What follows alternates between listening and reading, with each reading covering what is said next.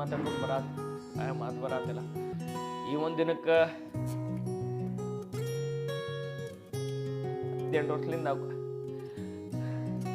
18 ವರ್ಷದಿಂದ ನಾವು ಕಾಯಿಲೆ ಆದಿದ್ದೀವಿ.